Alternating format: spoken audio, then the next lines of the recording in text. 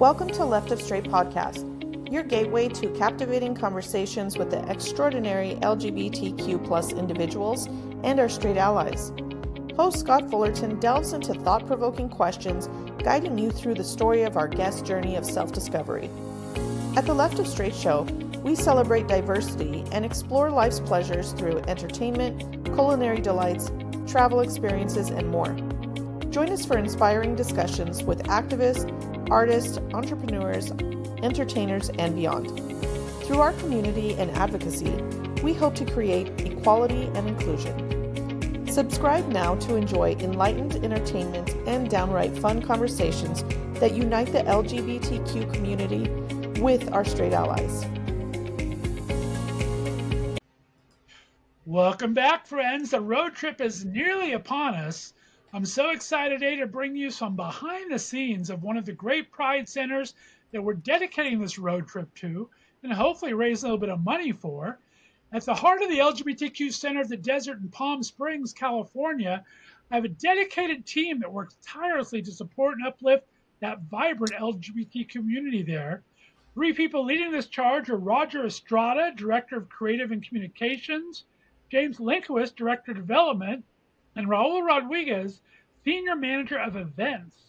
Roger brings a dynamic vision to the center, harnessing the power of creative storytelling and strategic communications to amplify the center's mission. His work ensures that the voices of our LGBTQ community are heard loud and clear and fostering a great sense of belonging and pride.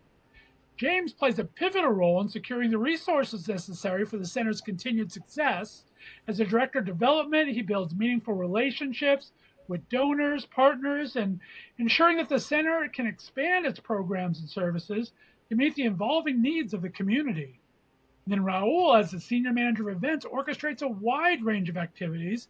He brings the community together, and his efforts create spaces for celebration, learning, and support, reinforcing the center's commitment to inclusivity and unity. Raul, Roger, and James, how the heck are you, gentlemen? Fabulous. Doing good. Thank you, Scott.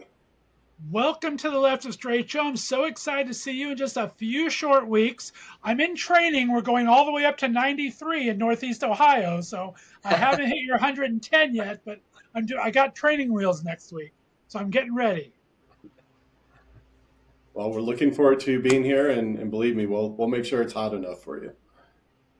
Well, I'm excited. I like a little heat. I like the dry heat, as they like to say, so I'm okay. And there's air conditioning and a pool to Indulge, so Indulge is going to treat us right there. Guys, you do some amazing work at the center. Last time I was there in 2019, I stopped by and kind of got to walk through all the offices and everything. There wasn't really anything going on at that time that I became a part of. I was more concentrated on the show. But I'm so excited that we're kind of taking this one to really raise the visibility of our LGBTQ community. We have so much going on in the pendulum swinging from back in 2015 when I started marriage equality and everything was rah rah to another electric season of what's going to happen after the election and where we're at. So you guys are needed more than ever. So thank you so much for your dedication to the community. Thank you. We're honored to be able to do the work that we get to do. Well, it's so important and so needed. Roger, let's go ahead and start with you. I mean, give me a little bit of a sense of the mission of the center, a little bit of history behind it that you can. Let me know a little bit about how the center came to being in Palm Springs. Sure. Well, the mission, I'll start with that, is creating vibrant community by helping LGBTQ plus people along their way. And the center has a long history, much longer than I've been here. I've only been here for a little bit over a year, but the center itself has been around for 20 plus years. And it started as in meager beginnings, much smaller staff, as you can imagine. And the people who, it was originally a gay men's specific social organization.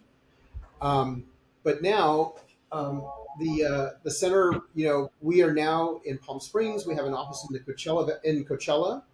We have our food bank in Palm Springs also in another location. And so we are now really all about the Coachella Valley, not just Palm Springs, right? And we have a lot of services, a lot of programming. We've been growing quite a bit.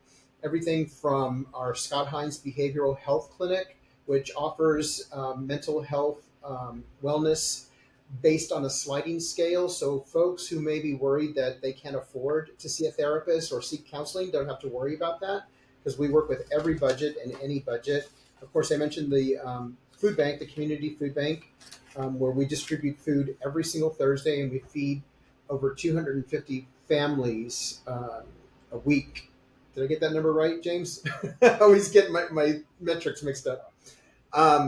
We have our youth and family programming in the Coachella Valley. So the Coachella Valley, for those of you who don't know, the more east you go into the valley, the younger the population becomes, and the more Latino it becomes as well. So there's a lot of Latino-based people and younger people in the eastern Coachella Valley, and that brought the need because a lot of young folks who are just coming into their own, starting to learn about their sexual identity and all of that stuff, are having lots of confusing, thoughts and conversations with their families. So we have that center out there specifically to help with families, to get through those periods and stay unified and help those youth stay intact as well. And then, of course, we have a lot of other fun stuff too. Like, believe it or not, we have like Pinochle, and we have Bridge, and we have conversational Spanish classes. So, there's just really great points of connection, whether you want to do it more on a, sort of a casual basis, or if you need some, very significant help mentally, or anything that you're going through, a divorce with a spouse, we're here for anybody who needs help from us. It's so amazing. I'm glad you kind of brought that up too, because when I do my research and everything into Palm Springs, and I've been going there now for quite a while, and I used to live in Southern California. It was known for kind of like a gay retirement mecca, right? A little older age, and now the stats, I think it's like 53% of the city's population identify as part of the LGBTQ community, which is amazing. Probably the biggest concentration in the country, but that age group is going down. I talked to a lot of real estate agents out there and everything, because trying to get my happy butt there at least part time, and they said it really is kind of a changing demographic right now, where it's going a little bit younger, which is exciting. James, you kind of work in the background, in the backside, right, trying to coordinate with cities and get it in funding and try to get everything to make sure the doors stay open, as we said earlier, right? Talk about Right. what your job entails and how you see the center's mission and what you do to keep that mission running. Sure. So, I mean, overall, our mission, creating community and then making magic is what we say, a lot of what the center does. And we do that through making meaningful conversations, meaningful connections. With my job and my position, a lot of it has to do with, donor cultivation. Yes, making sure we do grants, legacy giving, plan giving, events. So, we have our major events, which is the Red Dress Party, the Center Stage Gala, which is coming up, and then third party events, which is a lot of stuff that Raul helps oversee. But as far as like with me, most of it is like really just getting those meaningful connections to help people see what the center does, because there's still a lot of people have certain ideas of what the center is available to them. We still have people that think that, because they make a certain amount of money, that they can't come to the center and get services or do our programs. And so trying to break through that stigma and those barriers. But also, as Roger said, we are far more outreaching now than we used to be. So, it's not just Palm Springs, it's Rancho Mirage, Palm Desert, Coachella Valley, La Quinta, and beyond. And, sometimes we don't even know who we reach. And so, just being accessible to everybody. And it's not just the LGBTQ community, but, our allies as well. And those are important to reach out to. We have to have those allies to keep things going and to help all these donor events and things. So important on that side. And Raul, as we talked about, I mean, you're now front facing, right? You're talking to the different members of the community, from trans, bi to gay, to the seniors, to the women's groups and everything.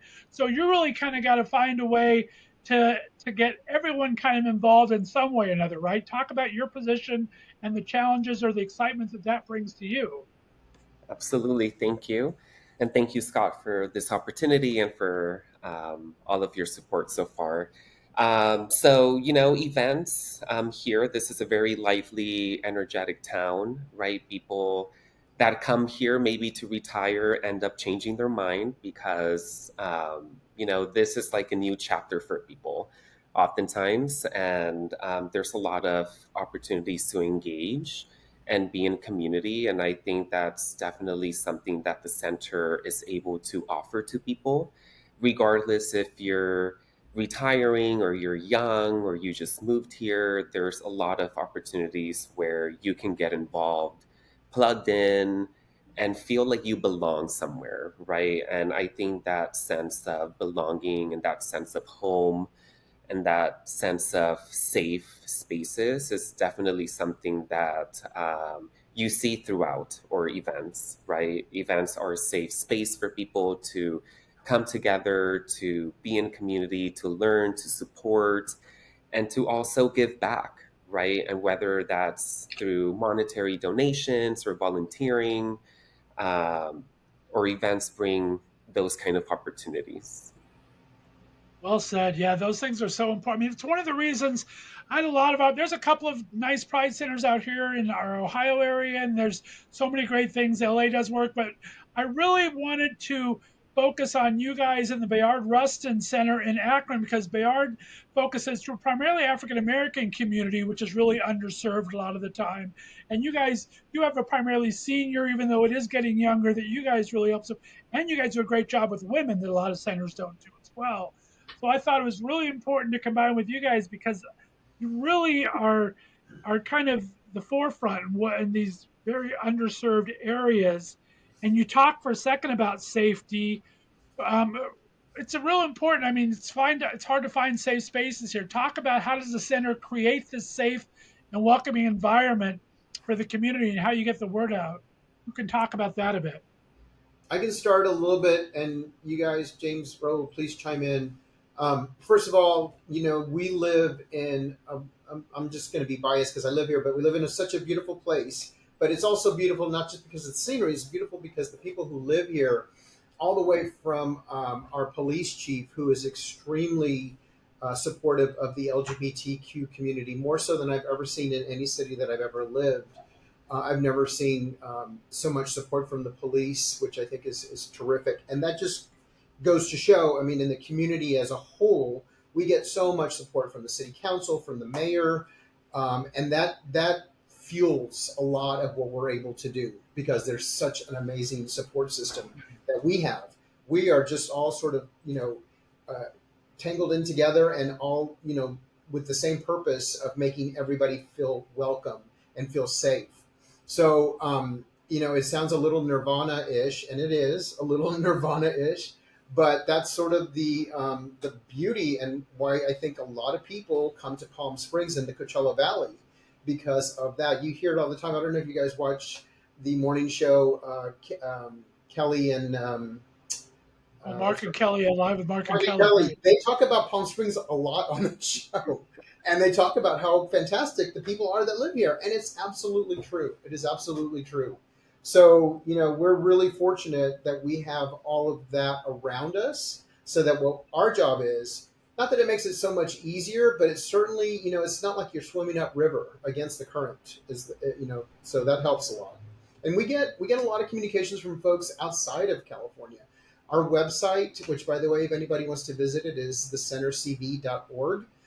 We get a lot of emails from folks where they can contact us, and I get a lot. I'm the one who receives those emails, and a lot of the emails that we get are from different states, different parts of the world, who people who are struggling in areas where they're oppressed. They're in danger, and they reach out asking for advice, for help. Who can I contact for this problem and that. So it's amazing considering, Palm Springs is a smaller, city and the Coachella Valley is a smaller population than like Los Angeles, for example, which is just down the street. A lot of people gravitate here through our website with questions like that. That's I think amazing. I really like. I saw a video. One of the persons I want to try to get on the show when I'm down there is I don't know what he goes by, maybe the gay baker or something. And I saw the police chief and his wife go on his show, which was amazing. The support they had with that, with this gentleman that does his baking in Palm Springs, has a great little YouTube show, Yeah. and so yeah, so much fun. And talk. I mean, LA in general, California doesn't get necessarily a bad rap, but we're talking about homelessness and everything. And I know Palm Springs has its share. What part of that, from the LGBTQ perspective, what do we see in that, and what are we doing about that, if anything, that we can do? James, do you I want to? think Yeah, I think that as far as like with the homeless situation, we are a community resource center. So we will, of course, we are a cooling station. So, during the day, if it turns out, while we're open, if it is hot outside, we welcome people here. If somebody is homeless or is houseless, they have access to our computer system. So they're able to access resources if we don't have access to them. So, that's what we do as far as the homeless. I know as far as also the homeless goes, our CEO, Mike Thompson, when conversations happen and talk about like how can the community center be involved or what are our input in regarding to it, he is very much part of that.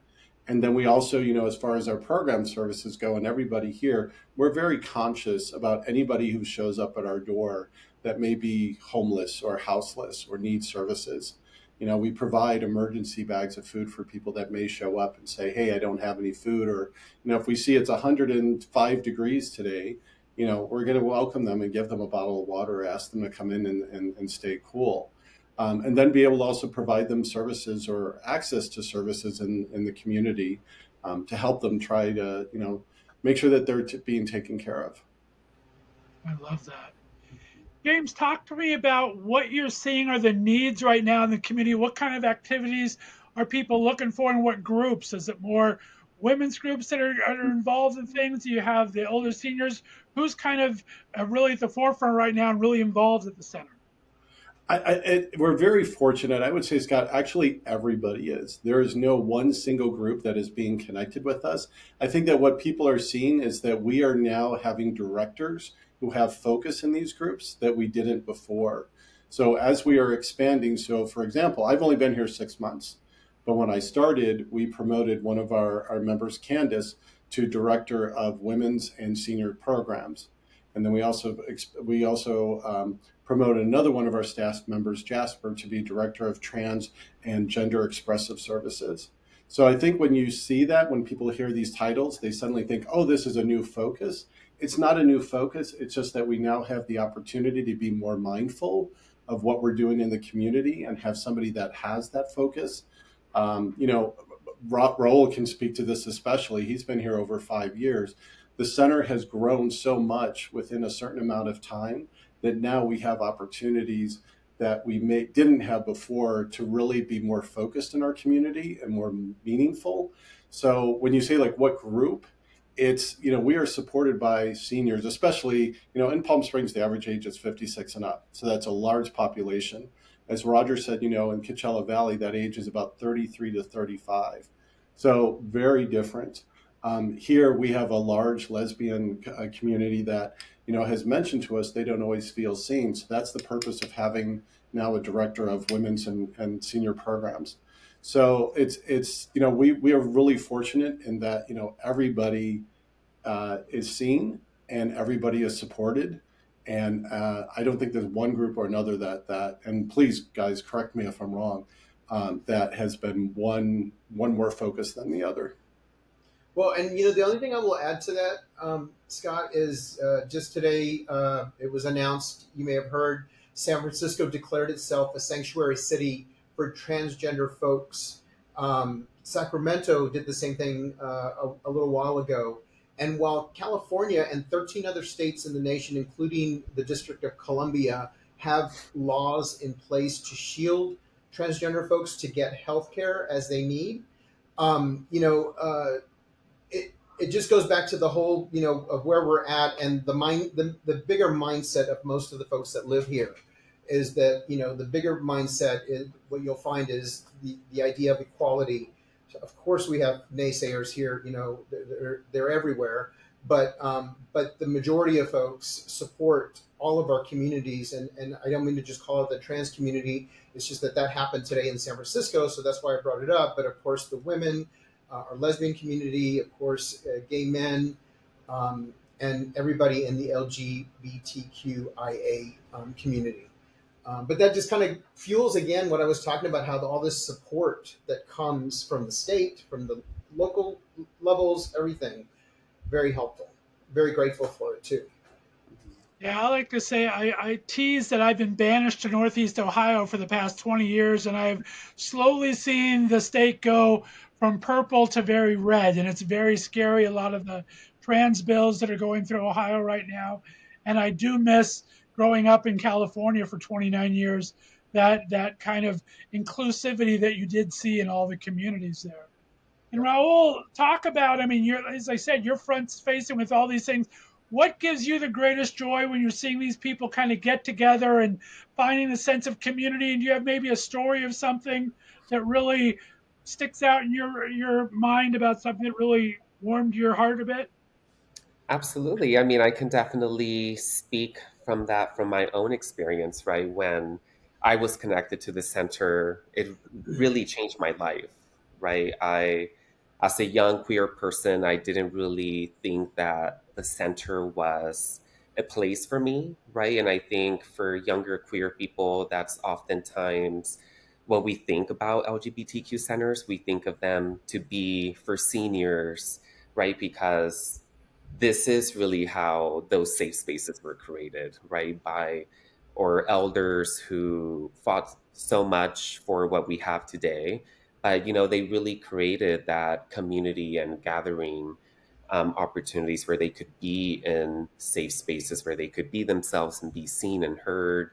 And for me, finding the center was such a gift and a blessing to my life, right? And I often say that, I've had the opportunity to do my own identity work, right? And I've been in a place where I have been supported to freely do so. And I think that is the gift and what I can bring to the community is hoping that people in the community or people that attend the events or go to the center can feel the same way that I feel. And I know that they do, right? I have met so many beautiful people at events that, I probably would have not met, right? Even through social media and all. But that in person, um, connection is so special and dear to me. And I think that's why I just am so passionate about events and creating these kind of spaces, right, for fun or social or learning or whatever it is, where people can really have that opportunity and be themselves, right, and for once, maybe explore, right, who they really are or give themselves that permission to do so. That's so great. I will challenge anyone to canasta or cribbage. Those are my games. I can do that. So if we have that arranged, I'll be good to go. Roger, James, let's talk about outside funding for a bit. I mean, there's so much trouble. People are not donating as much as they used to. It's hard to raise money these days. There's so many organizations trying to help so many people. How do you kind of focus your resources and focus your programming to get the most needs met in the community? So I think the one thing about the community center is that we really listen to people in the community. They tell us what they need. We are not here to tell you what you need. We though do talk about the fact that we provide you with what you need and then what you really need. And so we have those opportunities where it's like you may come in and maybe you're like, you come here, you had a partner that passed. And so you've heard about our bereavement service, our bereavement program, a bereavement focus group. And so you come to that group and you talk to people, and then you also find out you need food service. Well, we provide food. You may not have known about that. And maybe when you're getting food, you find out about something else. So it's this continuous thing in regards to the services. So again, it's also people have told us that thing. I think as far as funding goes, one of the things that we're very lucky in that is that we are providing a human service. We are providing an opportunity for people to feel better about themselves, and as Raul said, to be seen. And we do that very genuinely. We do it very authentically, and we always have it from stories who are from authentic people, whether it be our staff or whether it be donors or whether it be clients or whatever. It is always felt from the heart. So when people see that and they know that, I mean, Palm Springs, if you're going to live in 120 degrees, you choose to live here. It is not a, oh my God, yes, please put me there for 3 months. So when people support an organization, it is because they have the heart and they know that what they're supporting is going to make a difference. And so that's why we're very fortunate. And I think also being a place where we have people who are snowbirds, they come here, they feel it, and so then they take that with them and they talk about it, and they talk about it to their friends who are then going to move to Palm Springs. And they say, you know what, you need to support this agency. It's called the Center. And they come for a tour. And when they get a tour here and they see everything we do in this small amount of space, and they hear about the impact we have in the community, it's kind of like almost a no brainer, I would say, but it's a feel good thing. And it's knowing that, we can talk about the fact that last year we helped support 26,000 individuals with food insecurity. We had over 70,000 connections in the Coachella Valley that had something to do with one of our 3 locations. When you have those stories, and Roger is beautiful at putting them together, Raul is beautiful, we get connection information with all of our directors and staff. It just is a beautiful story, and people want to support that. That's amazing. And Roger, after a year at the center, tell me what maybe surprised you the most about maybe a need that you didn't think was there that you've now learned about, or something that you feel that you guys have really made a difference on in the community. Sure. So I'll start by saying that I started here as a volunteer, um, more than a year ago, and I lived in LA for many years. I lived in New York, and I used to volunteer with LGBTQ centers in those cities as well. But when I started volunteering here at this center, it was very different, very approachable, I guess is the word that comes to mind. And I'm not trying to disparage any of the other centers because they all do fantastic work as well. But something about this place is just personable. And I think that is what leads to a lot of people falling in love, not just with the center, but with this area. So my husband and I were living in Los Angeles for the last, 30 years or whatever, and we were coming back and forth to Palm Springs. And at some point during the pandemic, we said, why don't we just move here? Why are we just, we don't have to work in LA anymore because everybody was working remotely. And so, to answer your question specifically, for me, it was that immediate embrace of it was just it's almost intangible. Like I can't show you. It's a feeling. It really is a feeling. And being here, Scott, you probably know it for when you come to visit that, there's a particular way that people feel when they're here. I remember driving off the 110, off the 10 freeway, exiting to Palm Springs when we would come visit. It was just this relief, like my shoulders suddenly were not tense anymore. And that's the way I express to people why I moved here, because they're like, "Oh my God, it's so hot there. How do you stand it in the summer?" And I'm like, 3 months of heat is nothing compared to the rest of the year. I can handle that heat, no problem. The amount of the way that our lives have transformed since we moved here, in terms of feeling more relaxed, feeling more connected, it's worth everything. So I hope that answers the question. I feel like I Yeah, rambled well on. said. Well said. And Raul, Roger touched on it.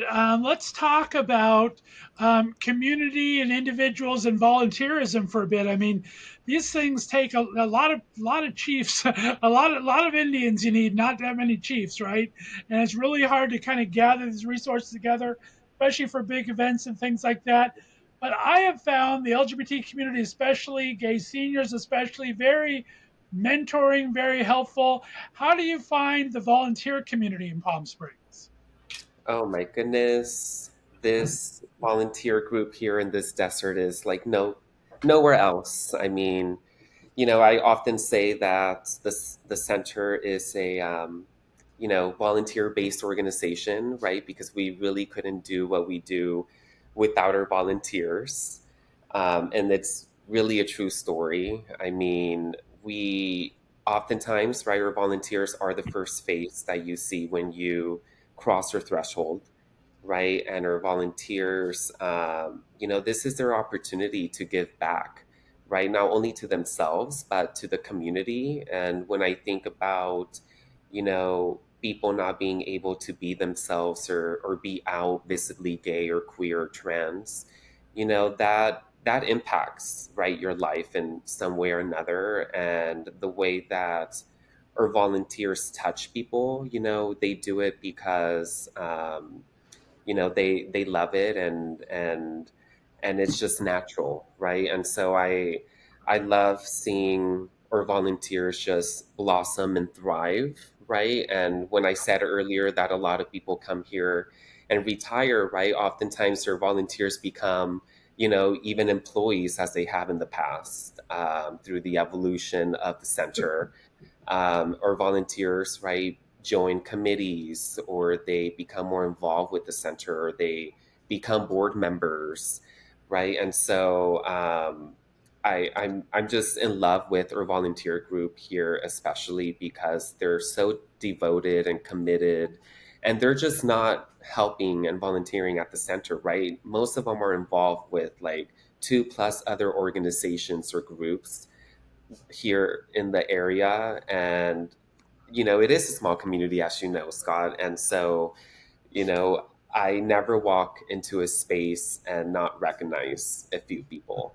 and a lot of those people are volunteers, or they're members, or they're donors, and oftentimes they all overlap, right?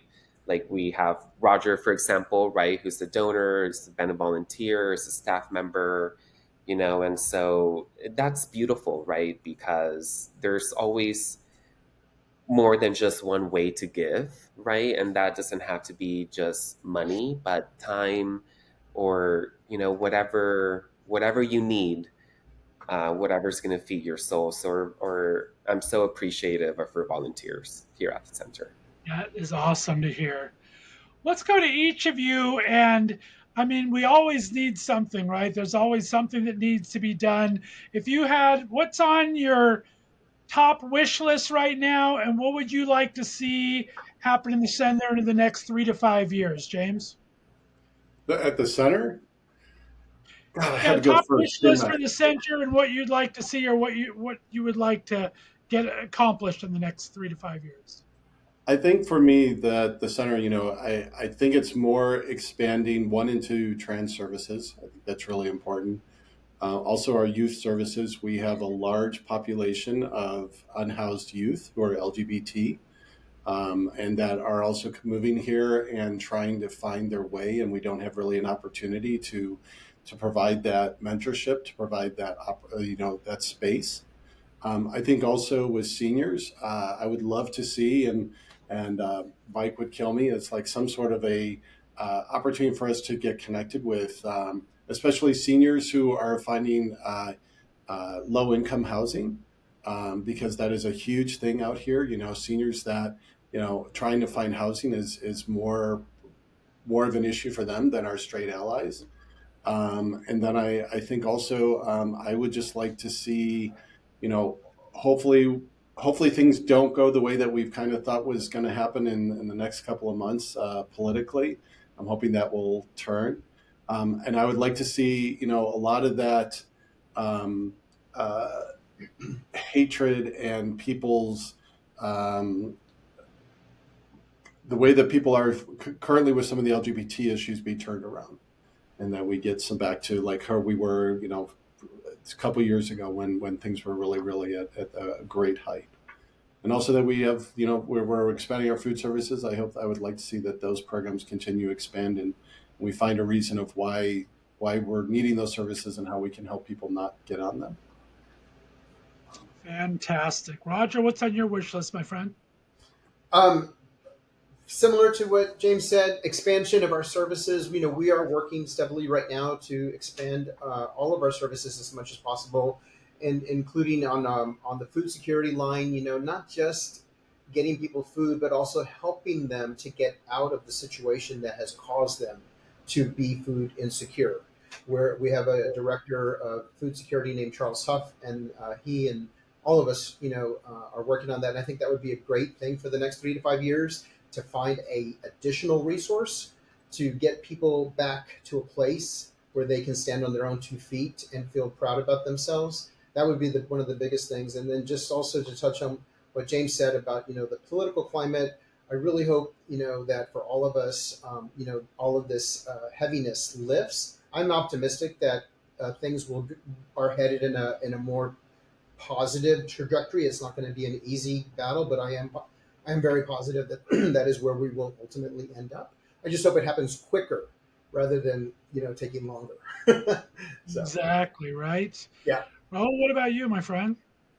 Yeah, a couple of things. I think for me, in the long run, right, I would love to just continue to grow our younger demographic, right? And we know we're here, we exist, right? But getting the younger generations more involved, right? And I think here, especially in this market where it does skew more mature, right? I think for the long term financial health of the center, right? I think it's so important to find avenues where we can engage more of the younger demographic, and we're certainly on track, and doing the work right now. But you'd be surprised, right? Even some of my friends are like, "Do you still work at the senior gay center?" I'm like, "What? I've been here almost 6 years." We serve everybody, but there's this narrative and there's this perspective still lingering, right? And these ideas of, what LGBTQ centers do and offer, right? And to whom. And so I would just love for that to start shifting, where we start seeing some, um, younger folks like volunteering or joining as donors, right? And we certainly have a bunch, but you know I think there's more opportunity. And to James's point, I would love to see just more transitional housing opportunities here in the desert. Hmm, great goals all. Mhm. All right, so just between us and my 20 or 40,000 listeners here, what's the unsung secret place of Palm Springs that I have to go to when I come to town? James, what's your go-to place to bring out of town guests? Um, shoot. Club 541. No, I'm kidding. Can't say the tram and the Thursday market because I hit those every time. But So let's see. I would let the other guys go first. Let me think about it. That was, yeah. all right, I'll Roger, let Roger answer first. Well, he's I'm passing the buck. I'm a huge foodie, and you may have heard that a new restaurant opened here not so long ago by a well-known chef who's a lesbian. It's called Alice B, and I'm totally forgetting her name right now. I can't believe it. Susan. Susan Fenninger. Thank you. Alice B. I would say you have to go there and you have to have the cauliflower soup. Now, cauliflower may not sound that enticing, but the way they make it there is unbelievable. I'm not a big fan of cauliflower myself, but every time I go, that's what I get. So, Alice B. cauliflower soup. You got to do that. I am a huge foodie, and as a bear of a certain age, I need to check out the retirement community. So yeah, I'll be there. All right, Raul, what about you, my friend? Ooh, so many choices. I first what comes first to mind is Cathedral City, right? Who's just been is becoming, a queer mecca, which was a while ago, a long, long time ago. And, the last several years, and I think especially after COVID, there's just been a rise of LGBTQ plus spaces, right? Including bars and restaurants. But it's great to see, right? Because I'm a believer that people shouldn't leave their community to find community, right? Which is why the work of the Center Coachella is so important, right? And why we have our own Pride celebration that is celebrated in the East Coachella Valley is for that very reason, right? People shouldn't have to leave their communities to be in community. And so I just love seeing the growth of Cathedral City and those queer spaces. And there's more coming, and so I definitely encourage you to, drive down 111 Palm Canyon and, check out some of those spaces like the Roost, 111 Bar, and some others. I love that. I will definitely do that. And James, you've had a little time there. Where should I go? Well, and I was also trying to Google it. There is an ice cream store in Cathedral City, Machaletos, uh, and it is owned by a Mexican family. It is authentic Mexican ice cream that they make there with cream and fruit and all that. And they have over 30 flavors. But it is, you get like, for $8, you get these two huge scoops. It is the best ice cream. It is a hidden secret. Not many people, unless you live in that area, know about it. It is 100% better than some of the other larger brands, but that's where I always take people. I love that. That's what I do when I'm there because it's so hot. I hit all the ice cream places. And there's one, I don't remember the name of either of them right now, but there's one on the curve near the end when you're kind of going into Cream, Palm Desert, into Cream. Cathedral City. What is it? Is that cream, cream? That's it. yeah, with the And K. Stephen Amell from Arrow goes there when he's there with his wife and family. So I Yeah. always hit there. And then up in Uptown, the place that does the pineapple freeze kind of thing. It starts with an L, little thing that starts with an L, I think. But I Yeah. got to remember. Palm Canyon. Yeah, so good. So yeah, I love my ice cream places. They're very nice. Well, I like this, and Roger, I'm a foodie too. I'm going to bring a food. I always feature a different restaurant at every one of our panels, so you have to be our special guest for each panel, introducing the foodie there. So as long as I get my Thai smile and 949, a couple things I have to do without Alice It's B's, I'm definitely looking forward. it's Lappert's ice cream that you're talking That's about. it, Lapra. Okay, that's the one I go to. They have this Dole pineapple thing. Oh, it's so good, like a Yeah. sherbet thing. Yeah, and just the other thing about Palm Springs people don't know is that, they think we're just desert. There's over 150 trails, if you're a hiker, that you can come here and see some beautiful waterfalls, flowers, nature. We have a lot of food places, but it's a great opportunity after you eat that food to take a hike and see some amazing areas in Palm Springs. I like it. Yeah, I mean, and the entertainment there is unsurpassed. I mean, from the art museum there to the different from the LGBT movie nights over at Quads they have. And I mean, just there's so many great fun things to do. Um, Terry Ray's Bent Theater Company is doing gangbusters there, and so many great things happening. So I'm Thursday looking night forward to it village. all. Uh, well, James, Roger, and Raul, it's been such a pleasure getting to know you. Thank you. You're representing your center so well. I can't wait to come raise a little money, have a little fun, and get to meet you all in person. Uh, Remind everyone the website for the center and where you're located. The website is the Center CV, as in Coachella Valley, the centercv.org. And our offices in Palm Springs are on 1301 Palm Canyon. Our offices in Coachella are at 1515 6th Street.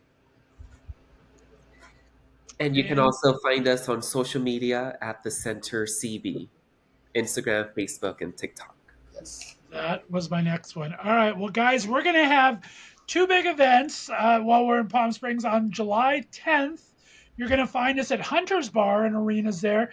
We're doing a bear night with me and my co host Johnny from Bears of a Certain Age. We're going to have special guests Tom Goss and Queen Sir Jet and Jason Stewart will be joining us.